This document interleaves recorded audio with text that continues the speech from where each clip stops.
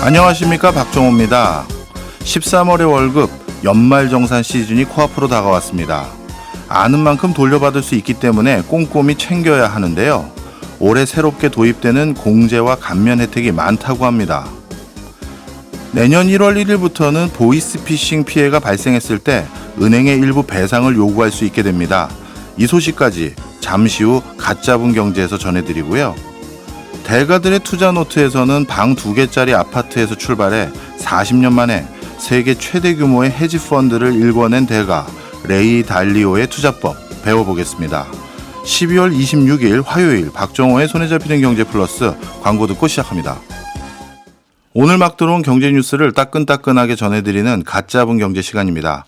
오늘은 이데일리의 신수정 기자, 한국경제TV의 신인규 기자와 함께합니다. 어서 오세요. 안녕하세요. 먼저 첫 번째 소식은 우리 신인규 기자님이시죠. 내년부터 보이스피싱 당하면 은행에도 일부 배상을 요구할 수 있다. 야, 이거는 다행이라고 생각됩니다. 그렇습니다. 내년부터 보이스피싱 피해를 입게 되면 돈을 빼간 계좌가 있는 은행에도 배상 요구를 할 수가 있게 됐습니다. 예. 그동안에는 핸드폰에 악성 앱이 깔려 있거나 해서 개인정보가 유출돼서 일어난 보이스피싱 같은 경우는 이용자 중과실 이렇게 간주가 돼서 배상을 못 받았는데 내년부터는 배상 비율에 따라서 배상을 받을 수가 있게 됩니다. 방금 말씀 주신 말 중에는 배상 비율이란 말이 제일 중요해 보여요. 맞아요. 은행도 이 사고 예방을 위한 강력한 대책을 이제 도입했을 경우에는 이 배상 비율을 낮출 수가 있고요. 그렇겠죠. 피해자 입장에서는 개인정보 관리를 더 잘해야 되는 거예요, 앞으로. 예. 개인정보를 휴대전화에 저장하거나 아니면 개인정보를 직접 속아가지고 제공하시는 경우가 있거든요. 그런 행위를 하면은 실제 나중에 이 행위가 배상을 조금 비율을 낮추는 그런 가능성이 될 수가 있습니다. 그런 빌미를 제공하게 된다. 그렇습니다. 그 얘기군요. 그러면 이제 제일 중요한 게 보이스피싱을 안 당하는 게 제일 중요하겠지만 그렇죠. 혹시 당한다 하더라도 어떻게 하면 사고가 난 뒤에 배상 비율을 금융 소비자 입장에선 높게 받을 수 있느냐, 이게 중요하겠어요. 은행이 제공한 이 사고 예방 장치를 이용을 했거나 예. 아니면 사고 발생을 알게 된 즉시 은행에 해당 사실을 알려주는 등 피해자들이 피해 예방 노력을 적극적으로 했다면 이 배상 비율이 높아질 수가 있습니다. 예. 은행들의 앱을 스마트폰에 깔아두신 후에 그 앱마다 있는 서비스들이 이제는 있을 거예요. 뭐 예. 해외 IP 차단 서비스라든가 지연이체 서비스, 입금 계좌 지정 서비스 이런 것들 신청해 두시면은 혹시나 무슨 일이 일어나더라도 조금은 유리한 배상 비율을 받을 수 있다는 뜻이니까 이런 것들은 미리미리 신청해 두시는 게 좋겠습니다. 이거 예. 은행사 앱 터치 한두 번으로 되는 거거든요. 어. 그런데 이런 얘기들을 한 발짝만 더 들어가 보면요. 예. 배상 비율이라는 것은 기준이 있을 때 이 기준에 따라서 비율이 정해진다는 거잖아요. 그래서 이번에 나온 뉴스는 어쩌면 배상 비율을 정할 기준과 시스템이 만들어졌다는데 더 큰 의미가 있을 수가 있겠습니다. 배상 비율에 따라서 이제 은행도 책임을 지게 된다라는 것까지는 이해했는데요. 시스템이 만들어졌다. 이건 무슨 뜻이죠? 이번에 뉴스가 나온 배경에는 예. 은행들의 금융 사고 예방을 위한 이상거래 탐지 시스템 FDS라고 합니다. 예. 이 FDS가 이 고도화됐다는 점이 있습니다. 이게 뭐냐면 그동안에 보이스피싱 피해 유형들을 다 모아봤더니 규칙이 나오더라는 거예요. 예. 이런 식으로 사기를 치더라가 나오는 건데 이런 규칙을 갖고 보이스피싱 의심 사례를 찾고 실제 피해로 안 이어지도록 막는 모니터링 대응 시스템이 구축이 됐다는 의미입니다. 예. 예를 들어서 한번 해주세요. 실제 사례를 말씀드릴 건데 예. 어느 60대 노인분이 보이스피싱에 속으셨어요. 예. 서울중앙지검을 사칭하는 사기꾼들한테 신분증 사본이랑 계좌번호 이런 거 다 넘겨줍니다. 예. 그러면은 보이스피싱 조직은 미리 준비한 대포폰을 가지고 대포폰에서 인증수단 발급받아서 돈을 빼가려고 하겠죠. 그런데 이상거래 탐지 시스템 FDS가 잘 준비되어 있는 은행이 봤을 때는 예. 그동안 안 쓰던 통신기기에서 꽤 큰 돈이 나가면 이상하다. 이게 감지가 되는 거거든요. 예. 기존 사용자의 행동 방식이 아닌 금융거래는 이제 시스템적으로 탐지가 된다는 뜻입니다. 아, 예. 이렇게 의심거래가 감지가 되면 FDS가 마련된 은행에선 직접 대포폰으로 전화를 걸어서 본인 확인을 합니다. 실제로 그렇게 했대요. 그런데 네. 제가 아까 그 계좌 주인분이 노인분이라고 했잖아요. 예. 이걸 알고 있는 사기범들이 안 걸리려고 약간 개그 콘서트에서 일어나는 일 같지만 실제로 목소리를 막 노인 흉내를 냅니다. 노인 흉내를 내는데 예. 되게 좀 어설프게 냈겠죠. 예. 이게 실제로 금감원 사례에 등록된 건입니다. 이런 게 더 의심스러우니까 은행 측에서는 이상하다 싶어서 영상 통화까지를 걸었습니다. 그런데 당황한 사기꾼들이 영상 통화는 아예 안 받아버리는 거죠. 예. 이렇게 되면 시스템상 은행들이 먼저 이 거래를 중지할 수가 있는데 그 덕분에 피해를 막은 사례가 있었습니다. 야, 어느 은행인지 모르겠지만 진짜 잘 대응했네요. 예, 이런 시스템들이 한 은행뿐만 아니라 예. 현재 19개 은행 제1금융권 대상으로 갖춰졌기 때문에 내년부터 보이스피싱 사고 시의 배상 비율을 산정할 수가 있게 된 겁니다. 아, 이제 이해했습니다. 시스템에 따라서 배상 비율을 정한다 했었을 때 이 배상 비율을 정하게 되는 시스템이라는 건 통상적으로 고객이 금융거래를 이용하는 패턴에서 벗어나는 행위를 했었을 때 네. 얼마나 해당 금융회사가 이를 철저히 모니터해서 대응할 수 있느냐 그 차이에 따라서 배상 비율이 다르다는 얘기네요. 역시 교수님, 네. 예, 근데 아까 좀 전에 또 특이한 말씀을 해주셨어요. 1금융권은 시스템이 갖춰졌다. 그렇다면 흔히 말해서 2금융권에 해당되는 저축은행이나 이런 데는 뭔가 이상 거래를 탐지할 수 있는 시스템이 아직 없다는 얘기인가요? 안타깝게도 그렇습니다. 그래서 이번에 자료를 봤더니 상호금융기관들에 대한 얘기가 좀 빠져 있었더라고요. 예. 좀 알아봤더니 이 금감원 발표에 따르면 우리가 알고 있는 큰 은행들 비롯해서 1금융권에 해당하는 19개 은행만 포함이 됐다고 말씀드렸잖아요. 네. 이 해당 업무 맡고 계신 분이랑 얘기를 했는데 말씀하신 대로 2금융권이라고 해서 이 저축은행이라든가 뭐 신협 이런 데들이 지금 해당이 될 텐데 보이스피싱 방지 시스템 구축 의무나 배상 의무에서 이런 2금융권이 자유로운 건 아니에요. 예. 그런데 이 각사가 가진 인프라, 시스템 구축 속도 차이 때문에 이번에는 일단 1금융권만 해당이 됐고 내년에는 저축은행을 비롯한 2금융권도 같은 시스템을 마련하도록 할 방침이라고 합니다. 그래서 네. 청취자분 가운데 저축은행 아니면 뭐 신협 이런 거 인용하시는 분들은 내년 정도로 예정된 시스템 구축 전까지는 보이스피싱에 당하지 않도록 조금만 더 조심하셔야겠습니다. 여러분들한테 만약에 뭐 서울중앙지검에서 직접 전화가 올 정도로 나쁜 일은 안 일어난다는 마음으로 예. 그런 전화 오면 바로 끊어버리시는 게 지금까지는 제일 좋은 방법일 것 같아요. 예. 물론 말씀 주신 것처럼 보이스피싱 자체를 안 당하는 게 제일 좋긴 하겠습니다만 만약에 보이스피싱을 당하면 이제 배상액을 최대한 얼마까지 받을 수 있을지 이것도 많은 분들이 궁금해 하실 것 같아요. 이번에 나온 뉴스가 예.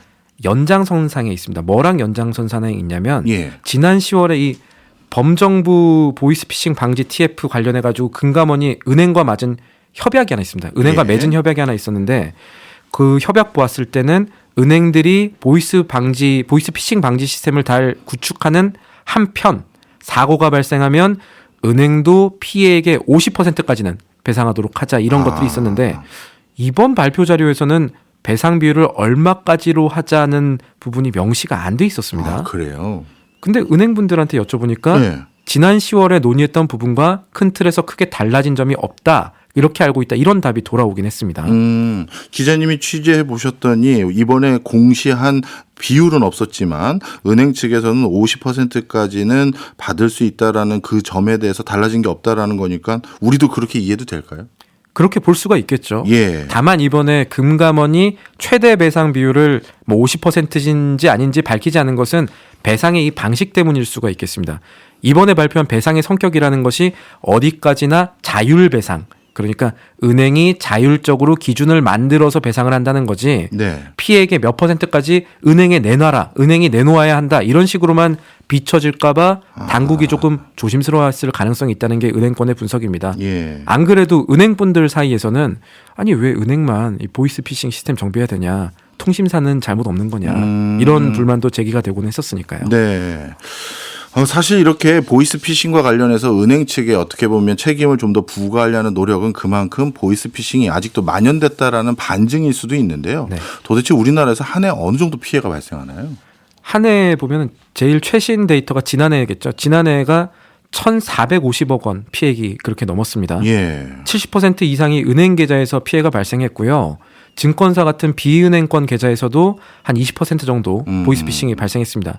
그리고 1년에 신고 건수만 연간 10,000명이 넘어가요.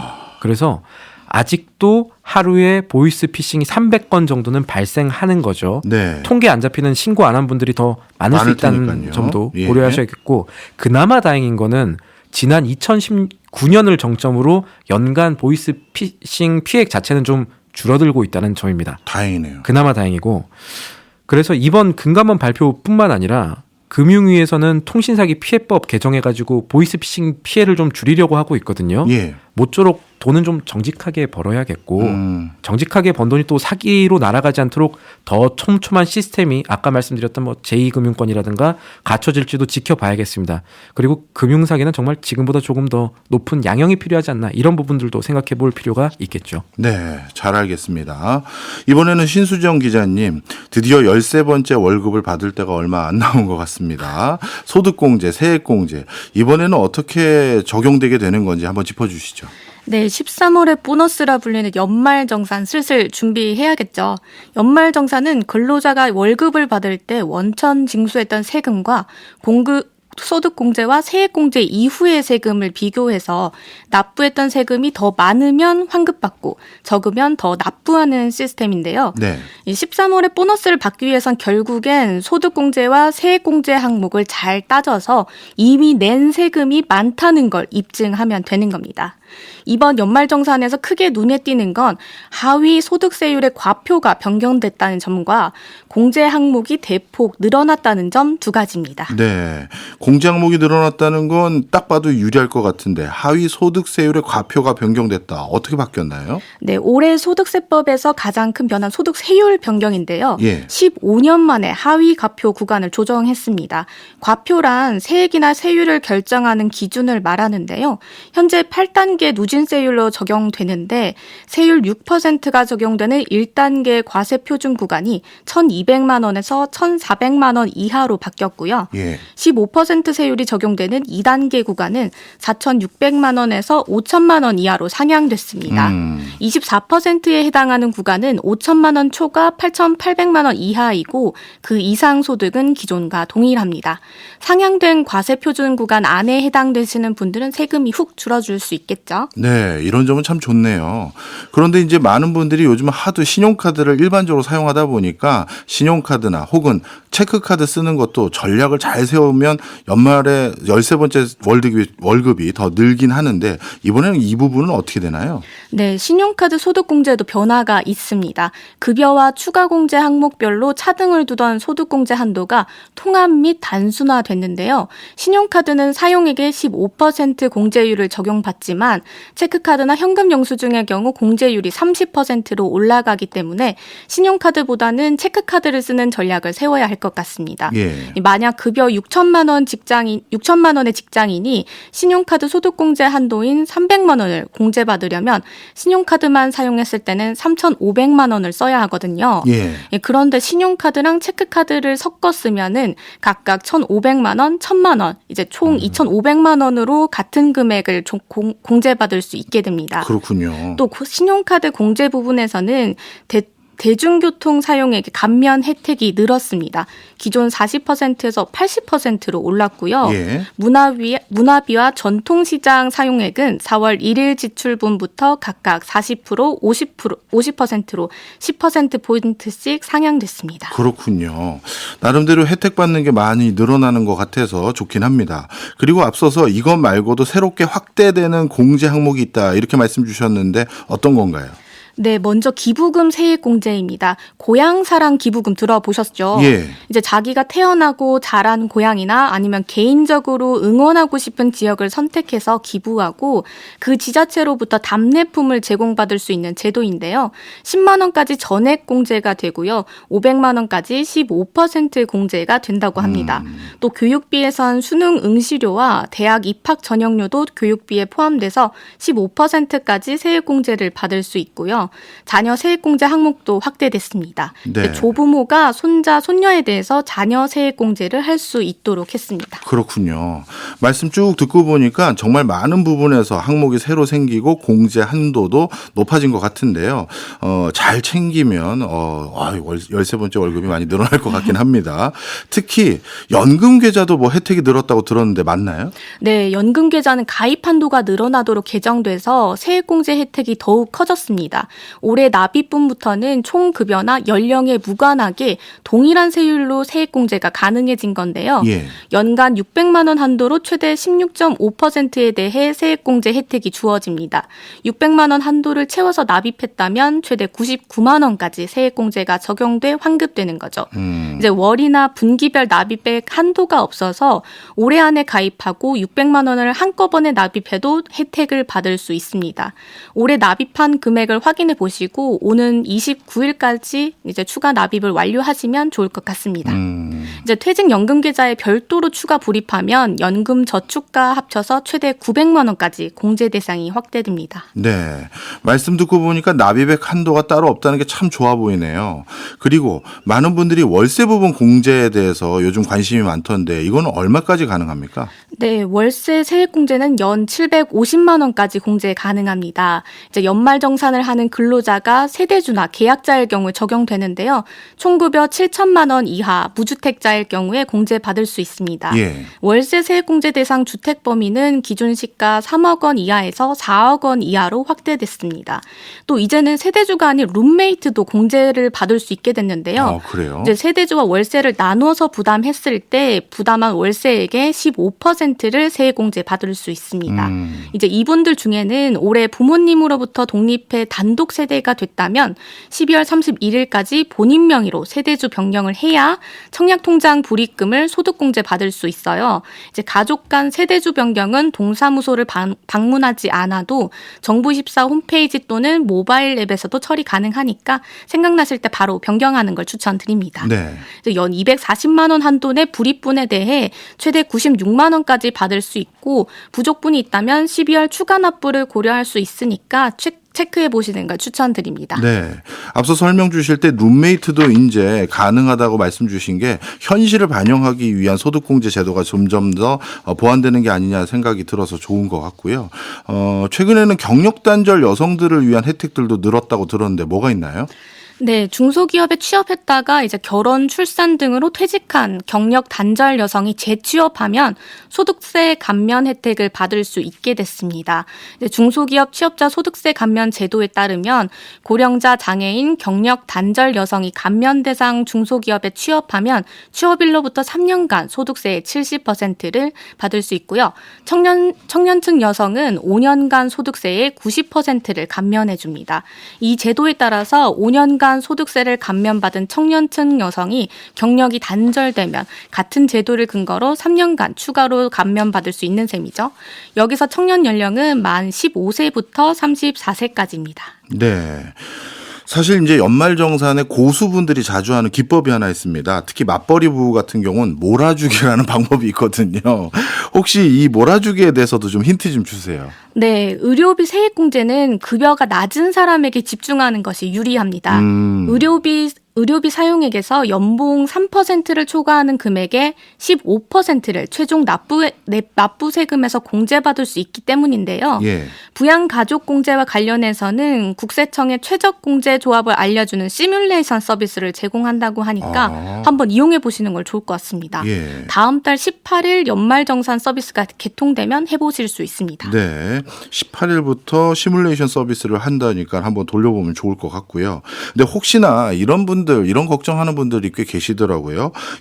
연말정산 제대로 받으려다가 혹시 과다 공제하면 이거 나중에 불이익 되는 거 아닙니까? 이런 걱정하시는 분들이 있는데 이건 어떻게 됩니까? 예, 대표적으로 맞벌이 부부가 자녀 인적 공제를 이제 서로 상의 없이 둘 다 넣은 거예요. 네. 중복 신청하거나 아니면 형제 자매가 부모를 중복해서 공제받는 것이 흔한 과다 공제 사례인데요. 그럴 수 있겠네요. 이제 과다 공제가 확인되면 가산세 등 불이익을 받을 수 있으니까 유의하셔야 될 것 같습니다. 예.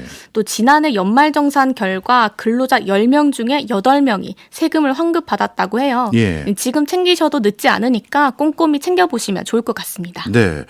앞서 말씀 주신 것처럼 자녀 공제라든가 부모를 자산을 부양한다라는 공제는 형제들끼리 잘못했다가는 서로 넣었다가 낭패 보기 십상이니까 맞아요. 이번에는 서로 소통하시면서 이것저것 얘기를 나눠보시는 게 좋을 것 같습니다. 그리고 많은 분들이 무슨 연말정산을 이렇게 또 손경제에서 다 챙기나 이렇게 생각하시는 분들이 있는데요. 그렇지 않습니다. 대부분 어느 규모감 있는 회사에서는 세무사라든가 별도의 시스템으로 연말정산을 많이 챙겨주긴 합니다만 개인마다 특이한 상황들이 너무나도 많더라고요. 저 같은 경우는 예전에 공부를 추가적으로 더 하면서 대학원을 다닌 적이 있었는데 그런 사례들이 그전에 없었나 봐요. 그래가지고 대학원 교육비 환급이 굉장히 뭐라 그럴까요? 비중이 크거든요. 그걸 회사에서 놓쳐가지고 제가 이걸 안 챙겨주시면 어떡해요 하면서 나중에 이제 알아서 추가로 넣어서 간신히 돌려받은 적이 있는데 조금 이런 것도 다 알아서 챙겨주겠지 하지 마시고 꼼꼼히 챙기셨으면 하는 바람에서 오늘 신 기자님께서 준비하신 것 같습니다. 두 분도 이제 슬슬 연말정산 챙기셔야죠. 그러니까요. 네, 알겠습니다. 지금까지 신인규, 신수정 기자였습니다. 오늘도 고맙습니다. 저희는 광고 듣고 2부로 돌아오겠습니다. 거인들의 어깨 너머로 투자의 노하우를 배우는 대가들의 투자 노트 시간입니다. 오늘도 카운트의 신기주 대표와 함께합니다. 어서 오세요. 네, 안녕하세요. 네, 오늘 투자의 대가는 저도 익히 배우고 따르고 있는 레이 달리오네요. 네, 레이 달리오. 좀 모르시는 분도 계실 테니까 설명 좀 해주세요. 네, 그 전 세계 1위 헤지 펀드가 있어요. 네. 그러니까 정말 남의 돈 받아갖고 운영해서 불려주는 회사죠. 네. 브리지워터라는 회사의 창업자인데 네. 이 회사가 전 세계 1등이에요. 운용 자산이 180조 원입니다. 엄청 많아요. 그러니까 이게 우리 이제까지 봤던 인물들이 워런 버핏, 찰리 멍거, 리루 이런 사람도 있잖아요. 네. 다 천재 아니에요. 그렇죠. 리루는 대학 다니면서 학위 3개씩 하고 약간 현타오게 만드는데 예. 정반대 대척점이 있어요. 예. 그러니까 투자하는 신 아니고요. 투자하는 인간. 네, 평범한 사람입니다. 음. 근데 20세기의 투자는 워렌 버핏이 대표한다면 네. 21세기 투자는 레이 달리오가 상징한다고도 할 수 있는데 왜냐하면 20세기 투자라고 하는 건요. 일단 20세기 경제라고 하는 게 세계 경제나 미국 경제나 일단 성장하잖아요. 그렇죠. 중국이든 미국이든 성장하고 그럼 경제가 성장하면 주식시장도 성장하니까 그러니까 잘 고르면 된다. 그러니까 결국은 안전 마진을 확보해서 최저가 주식을 사면 언젠가 오른다. 대세 상승기에는 그러니까 잘해야 되는 거는 말하자면 다트 꽂듯이 이렇게 버핏은 코카콜라 딱, 멍거는 코스트코 딱, 아니면 리루는 팀버랜드 딱 이렇게 픽을 하는 거잖아요. 네. 찍으면 선구안. 오른다. 네. 레이 달리오의 시대, 90년대 후반부터 시작되는 건데 이게 뭐냐면 안 올라요. 그래요. 맞아요. 왜 제가 머리 굵어진 다음부터 주식시장이 잘 안 오르죠? 그러니까 아니 워렌 버핏 본인 말은 내가 주식의 바닥에서 태어났다고 자랑했잖아요. 근데 우리가 태어난 시대라고 하는 건 주식이 횡보해. 맞아요. 이때 가장 많이 유행하는 용어 박스권. 박스권. 박스가 너무 싫어요. 그리고 주식은 안 오를 수도 있다. 그럼 어떻게 해야 되느냐? 이제 주식만 투자하면 안 되고 장단기 국채, 회사채, 원자재, ETF, 환율 이러면 이게 요즘 취업시장 같아요. 스펙 다 쌓아갖고 다 잘해야 돼. 올라운드 플레이어 투자를 해야 되는 건데 요즘 말로 하면 이제 포트폴리오 투자인 거죠. 맞습니다. 레이 달리오식 투자가 포트폴리오 투자고요. 그러니까 주식 말고 모든 걸 투자하는 거. 그래서 돈을 버는 인물이죠. 레이 달리오가 특히 포트폴리오 투자를 생각하게 된 배경이 뭘까요? 망해서. 하도 망해서. 한두 번 망한 게 아니 너무 망해갖고. 주식만 했다는 안 되겠다. 네, 일단 2번 말아먹었는데요. 심지어 나락이란 표현도 본인 쓰는데 망했을 때 어느 정도였냐면요. 아내 하나 아들 둘이었는데 생활비가 없었어요. 아이고. 그리고 아버지한테 돈 빌려요. 차도 다 팔아요. 직원 다 내보내요. 다 망했어. 시장을 이길 수는 없구나. 그럼 나는 왜 시장을 못 이기? 버핏과 멍건 시장을 이기잖아요. 버커셔 해서웨이라는 건 시장을 50년, 100년 동안 이긴 회사 아닙니까? 망해본 적이 없죠. 망해본 적도 없잖아요. 근데 반면 레이 달리오는 하도 망하니까 그러니까 사실은 레이 달리오는 이러면 투자의 확률 게임으로 해야 되겠다. 말하자면 이 사주 주역 풀이가 확률 게임 아니에요. 연말이니까 내년 운세 보시는 분들이 있을 텐데 확률 딱 보면 뭐가 되느냐. 레이 달리오가 평생 그걸 연구해서 시장에서 어떻게 하면 확률적으로 올바른 선택을 할 수 있을지를 연구하고 모델을 만들었고요. 이게 그렇게 될 수밖에 없었던 게 아까 잠깐 얘기했지만 시대의 흐름이 워렌 버핏이나 멍거와 달리 레이 달리오나 우리한테 유리하지 않아서예요. 그것도 있고요. 레이 달리오가 우리에게 또 큰 희망을 주는 게 지난주 우리에게 큰 실망을 줬던 리누. 실망을. 아 그렇죠. 투자는 결국 천재만 하는 건가 이런 생각을 할 수 있는데. 의문일패. 네. 예. 레이 달리오 같은 경우를 보면 아니야. 우리도 얼마든지 할 수 있어요. 이런 생각이 들잖아요. 이분 성장 배경이라고 해야 될까? 이것도 좀 설명해 주세요. 잠깐만. 우리도 얼마든지 할 수 있을 거라고 생각하세요? 그런가? 이분의 인생을 보면 이렇게 2번 말아먹고도 좌절하지 않았다는 것도 놀랍고 그것도 그렇고. 그리고 나서 정말 한마디로 얘기하면 천재가 아니에요. 예. 본인이 실제로 본인 얘기로 암기력이 너무 나빠서 대학도 처음엔 쉽게 못 갔고 네. 고등학교도 적응을 잘 못했고 나중엔 이제 대학 졸업하고 하버드 비즈니스 스쿨에 가고 MBA 가긴 하는데 그런데 결국은 노력을 그렇게 하는 거예요. 네. 천재가 아니니까 일단 그 레이 달리오 일단 기본이 있었어요. 뭐냐면요. 돈 버는 것에 대해서는 어떤 그 관념이 있었거든요. 예. 뭐냐면 인간은 태어났어. 그러면 시장에서 살아야 돼. 시장에 참여해서 경제활동을 해서 돈을 벌어야 돼라는 게 아주 어렸을 때부터 뚜렷하게 있었거든요. 예. 그러니까 쉽게 얘기하면 취업해서 돈 벌어야 돼. 이건 남이 돈 버는 거에 내가 도와줄게라는 개념이라면 예. 이 사람은 일찍부터 내가 스스로 돈을 벌어야 돼요. 그래서 12살 때요. 61년이었는데 그때 주식 투자 시작했어요. 오. 그때 뭐 종잣돈은 뭐였냐면요. 그 캐디로 해갖고 골프장 캐디로. 아르바이트에서 돈 옛날에는 번 걸로. 소년들이 캐디를 했었잖아요. 예. 근데 그 61년이 어떤 시대냐면 케네디 대통령이 딱 나타나갖고 예. 우리도 달에 갈 수 있어요. 묻잖아요. 네. 요즘은 갈 수 있는데도 돈 아깝다고 안 가는데 당시에는 아무리 돈이 많아도 달에 갈 수 있어요. 예. 쉽게 얘기하면 낙관의 시대인 거죠. 미국이 최고 이런 거니까 당시에 모든 경제 주식이 다 오르고 있었어요. 미국에선. 예. 그러니까 그때 당시에 12세 소년이 아무 생각 없이 항공사 주식을 사요. 네. 노스 이스트 항공사였는데 그게 왜 샀냐면요. 뭐 알고 산 게 아니고 그냥 있는 돈이 몇 달러인데 5달러짜리 주식 하나 있으니까 그걸 산 거예요. 요즘으로 치면 동전주라고 하는 걸 샀는데 이게 운이 좋아갖고 72년도 한 해 만에 그러니까 이후였죠. 나중에 델타 항공이 인수가 돼요. 그래갖고 3배 상승이 됩니다. 본인이 샀던 노스 이스트 항공이 델타 항공이 인수돼서 주가가 3배 올랐다. 네, 네. 근데 인수합병 이슈를 알고 샀으면 예. 그 워렌 버핏이죠. 그렇죠. 천재 소년. 그런데 이 레이 달리오는 모르고 샀어요. 그냥 운이 주식에 대한 좋은 추억만 쌓였겠군요. 비기너스 럭. 너무 쉬운가 보다라고 예. 생각해서 그다음에 레이 달리오가 포부가 당당하게 예. 포춘 500대 기업의 그 500대 리스트를 다 사갖고 다 투자를 해요. 야. 그런데 60년대에는 모든 주식이 다 올라서 네. 뭘 던져도 다트에 맞는 거예요. 네. 가격에. 다 올랐습니다. 그런데 67년부터 주식이 다 떨어지기 시작해요. 그러니까 이게 뭐야? 왜 안 오르지? 나는 다 오르는 줄 알았는데라고 하면서 생각해 보니까 주식 시장이라는 게 이상한 거구나라는 예. 깨달은 거죠. 말하자면 주식 떨어질 수 있구나. 그 주식의 본질적 가치를 찾을 수 없구나라고 생각하게 되는 거예요. 예. 일단 배운 게 뭐냐면요. 주식 가격은 사람들의 기대를 반영해. 그리고 실제 결과는 기대보다 좋을 때도 있고 그때는 상승해. 예. 아니면 하락해. 무슨 얘기냐면요. 내재적 가치는 없고 레이 달리오 생각의 주식은 그냥 심리적 가격만 있는 거예요. 당신이 그게 더 비싸다고 느껴? 그럼 내 거 사가 이런 네. 거죠. 그러니까 근데 이게 워렌 버핏의 생각은 달랐잖아요. 그렇죠. 그러니까 그 안전 마진을 갖고 그 기업의 내재적 가치 찾으려고 노력했던 예. 인물인데 달리오는 달라갖고 완전히 다른 생각을 하기 시작합니다. 주식시장을 바라보는 관점이 전혀 다르네요. 그런데 레이 달리오의 말도 무조건 틀렸다고 볼 수 없는 게 오늘날 주식시장의 흐름이긴 한데 이런 경험을 가지고 계속 투자를 했나요? 아니면 레이 달리오는 인생이 뭔가 좀 큰 전환점이 또 있었나요? 레이 달리오가 왜 올웨더 투자로 유명한데 그게 예. 뭐냐면 말씀드린 것처럼 주식, 채권, 뭐 원자재, ETF, 환율 다 투자하는 거잖아요. 네. 레이 달리오의 그 히스토리 자체가 주식에서 투자 시작한 게 아니라 원자재, 그러니까 이제 상품이라고 하죠.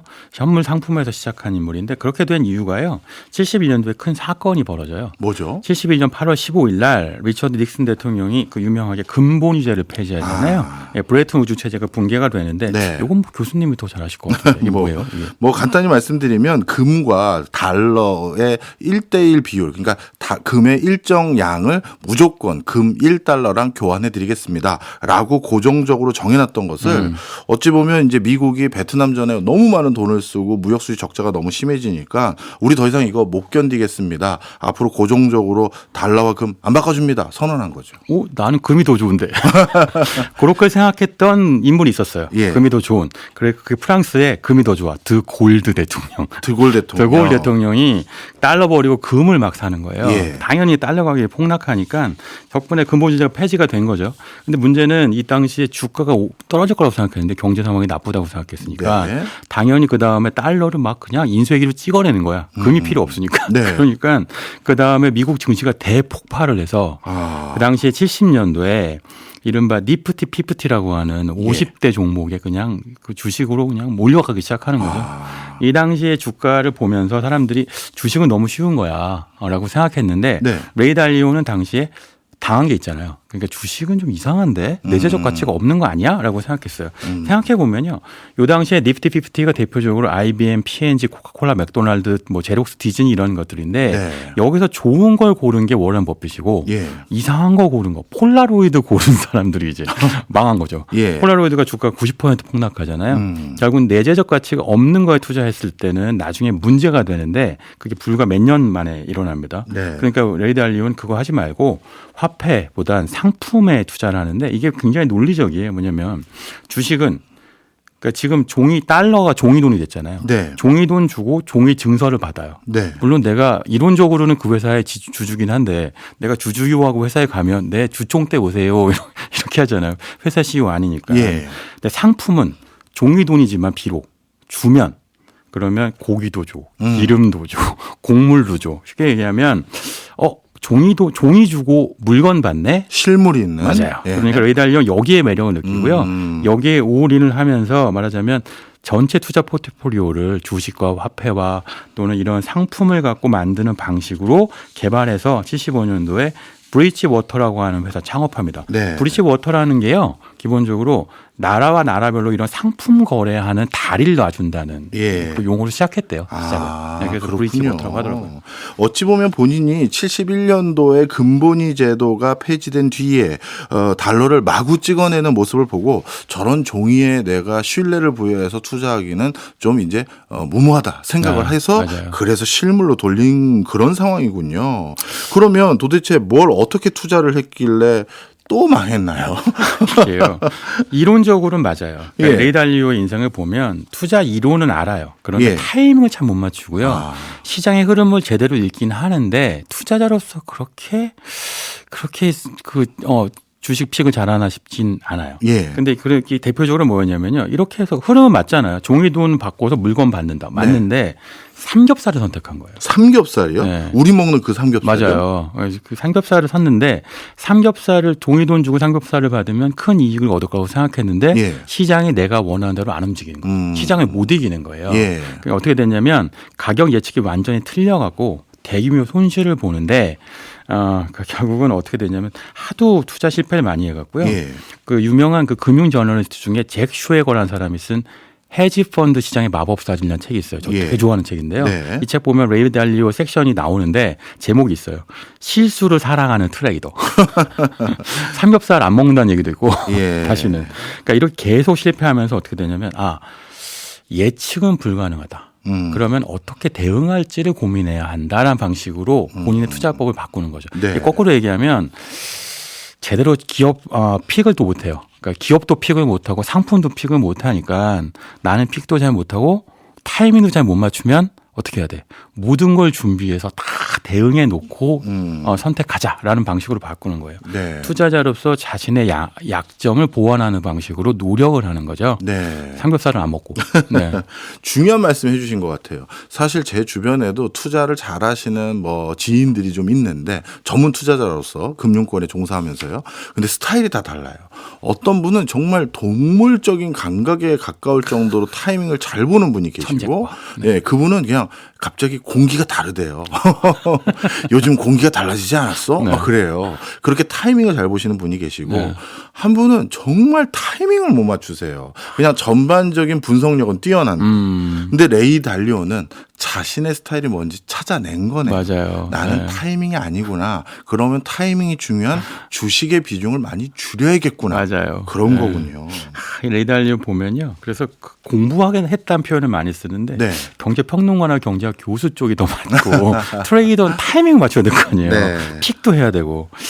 이러니까 레이 달리오가 나중에 올웨더 투자법이라는 거를 결국은 만들어내기 시작하는 거죠. 예. 이게 뭐냐면 결국은 레이 달리오가 상품 시장 연구했다고 했잖아요. 네. 그러니까 그 중에서 가장 잘 아는 분야가 가축, 그러니까 고기하고요, 곡물이었다고 해요. 네. 근데 가축하고 곡물은 연동 관계가 있잖아요. 음. 왜냐하면 사료를 먹고 자라니까. 네. 그러니까 이 시장을 놓고 봐서 결국은 70년대 후반, 80년대 초에 강수량, 곡물 생산량, 그리고 사료의 소비량, 가축의 재고량이라고 하는 변수가 있어요. 네. 이런 거 상관관계를 잘 계산하면 앞으로 요 고기 가격하고 곡물 가격이 어떻게 되겠다. 요거를 맞출 수 있는 오. 모델을 개발해요. 예. 이게 상품 시장에서 작동되더라는 거죠. 예. 그러니까 이게 레이 달리오가 요걸 갖고 지금 2020년대니까 50년 동안 쭉 개발해 갖고 요거를 상품에서 주식과 채권까지 확대시킨 게 이른바 올웨더 투자법의 본질이라고 할 수 있죠. 그렇군요. 거기 하나가 더 있냐면요. 뭐냐면 레이 달리오가 일찍부터 컴퓨터를 활용했던 투자자 중에 한 명인데 예. 이게 뭐냐면 본인의 약점을 보완하려고 기억력 나쁘고 머리가 뭐 천재과는 아니니까 예. 컴퓨터 해서 컴퓨터가 대신 계산해 달라고 한 거예요. 그래서 컴퓨터 안에 모든 걸 넣은 다음에 그다음에 컴퓨터가 예측한 결과물을 믿으려고 한 거죠. 예상 그래프 그리고 여기에 투자하세요. 이정 스프레드가 있으면 이거 갖고 투자하세요. 이게 초기에 70년대 80년대는 아주 초기적인 형태였는데 네. 지금 2020년대잖아요. 생성 AI가 나와서 투자한다는 시대인데 그러니까 지금까지 50년 동안 데이터 쌓이고 모델 이제 개발되니까 예. 굉장히 이제 경쟁력 있는 모델이 된 거죠. 예. 특히나 레이 달리오는 현장을 많이 뛰었는데요. 워렌 버핏은 왜 오마하의 현인이잖아요. 예. 갖고 얘기하면 오마하에서 안 나왔어. 네. 레이 달리오는 전 세계 안 가본 곳이 없어요. 아. 뭐 러시아 가서 보드카 사고 예. 중국 가서 삼겹살 사고 뭐 이런 인물이었기 때문에 그러니까 전 세계 흐름 안에서 가격은 수요하고 공급이 결정해. 그런데 사실 가격을 수요 공급이 결정하는 건 교과서고 예. 수요 공급은 디테일이 달라요. 계절마다 다르고 사람 식성이 다르고 어떤 땐 분위기가 안 좋아서 다르고 뭐 이런 것처럼 디테일을 보고 수요 공급을 분석하는 법을 배웠고요. 네. 그래 결국은 그 유명한 그 올웨더 투자법 X, Y축을 놓고 인플레이션하고 성장률을 놓고요. 성장률과 인플레이션의 상관관계를 놓고 뭐에 투자하라. 예를 들면 인플레이션이 높고 성장률이 낮으면 국채하고 주식에 투자하라. 이렇게 요즘이 그렇잖아요. 네. 이렇게 하는 이런 그 사분면을 통해서 투자할 수 있는 방법을 이렇게 개발해낸 거죠. 그렇군요. 쭉 지금까지 말씀 주신 내용을 정리해 보면 레이 달리오 같은 경우는 주식시장은 흔히 말해서 이걸 테마주라고 해야 될지 주도주라고 해야 될지 뭔가 크게 산업에 어떻게 보면 중심축 역할을 하는 그 섹터가 변화되는데 그런 것들에 대한 타이밍을 잡거나 주도하기가 어려웠던 본인의 기질적 특성이 있었고 네. 그래서 그런 것과 상관없이 곡물이나 먹을 거 뭐 이렇게 본질 자체가 변화되지 않는 것을 집중 스터디해서 나름대로 모델까지 만들어서 예측할 수 있는 기법을 활용해서 지금까지 온 거다 이 말씀인데 투자 성과는 어땠습니까? 훌륭했어요. 2010년 딱 그 시점이 브리지워터 수익이 사상 최대치였던 때였거든요. 예. 그런데 이 올웨더 투자법이라고 하는 성장률하고 인플레이션을 상관관계를 갖고 투자하는 방식으로 해서 만든 올웨더 펀드가 있었는데 수익률이 18%였어요. 연간 매년. 네. 그러니까 누적이면 엄청 컸겠죠. 엄청나죠. 올웨더 펀드 투자금의 누적 투자 유치 금액이 800억 달러가 넘어갔다고 하니까 사실 대규모의 투자를 하게 된 거고요. 예. 근데 사실 초기에는 데이터가 부족해서 굉장히 힘들었거든요. 이 사람 실패 사례가 더 많은데 네. 초기에는 모델은 있어. 근데 네. 사실 연구도 부족하고 데이터도 부족하니까 적용하면 계속 타이밍을 놓치는 거예요. 초기에 이 올웨더 투자법으로 10만 달러 전 재산 다 알리고요.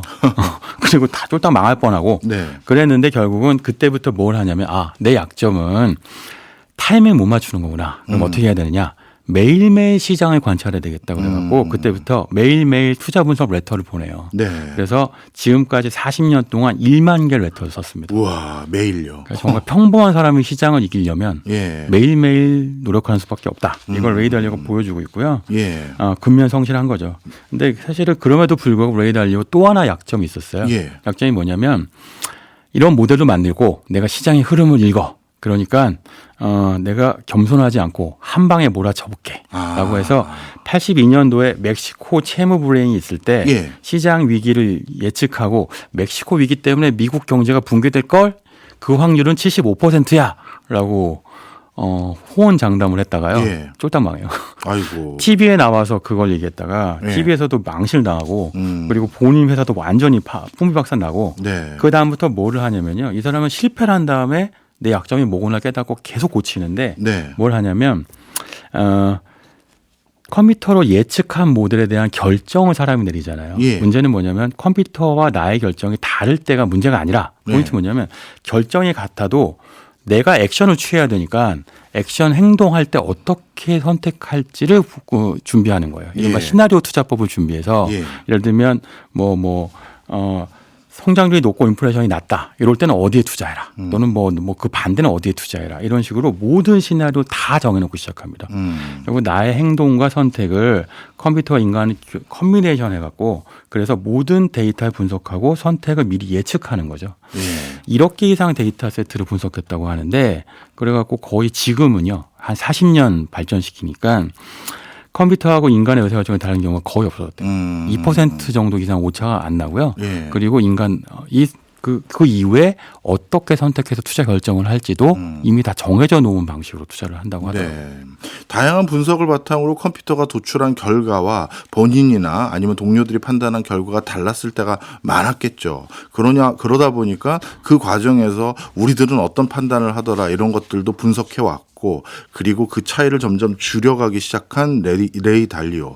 결국 이런 과정에서 이 1980년대 후반부터라고 해야 될까요? 레이 달리오가 이제 전성기를 구가할 때의 성적표는 어떻습니까? 일단요. 세계은행에서 500만 달러를 의심하면서 네. 그 테스트 삼아 맡겨요. 예. 그런데 이게 10년 만에 500만 달러가요. 예. 1억 8천만 달러가 됩니다. 이게 얼마는 거예요? 감도 없네. 네, 엄청나게 늘었죠. 예. 결국 금융공학, 채권, 또 데이터 분석력 이 네 가지 같고요. 예. 사실 실제로 이렇게 성장시키니까 당연히 세계은행에서 돈을 맡기니까 서로 앞다퉈 돈을 맡길 거 아니에요. 예. 그러니까 코닥이라고 하는 회사에서 연기금 맡기고 연기금이 들어오니까 거의 1억 달러 이상 들어오고요.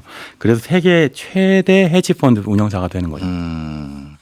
이때부터 레이 달리오는 이제 모두가 아는 투자자가 됐는데 본인들이 이렇게 투자 포트폴리오를 다양하게 하면서 내기 위한 성과를 만들려면 이 포트폴리오 자체에 대해서 관리를 정말 엄정하게 해야 될 것 같아요. 지금 2013년 2분기, 3분기에 이른바 13F라고 하죠. 예. 포트폴리오 분석을 해봤더니 보니까요.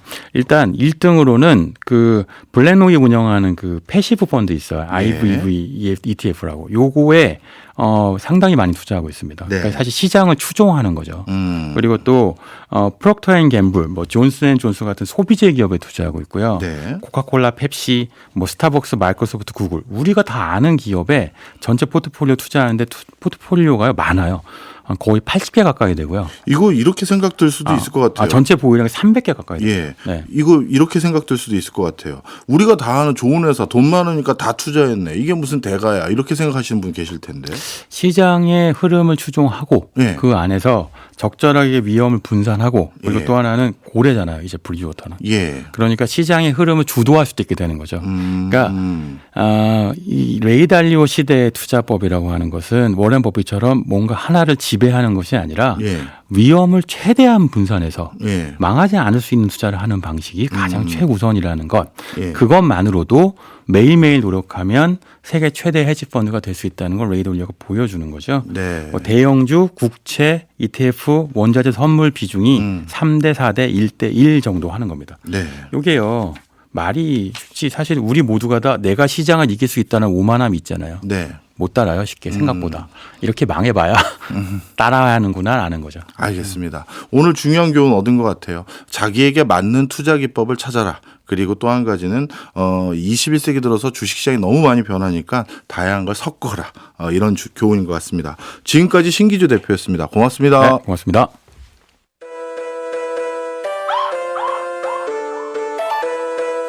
지금 듣고 계신 곡은 스트레이키즈의 락이라는 노래입니다. 과거 이맘때쯤 MBC 10대 가수상 보면 거의 대부분이 솔로였죠. 하지만 요즘은 팀 단위로 활동하는 경우가 많습니다.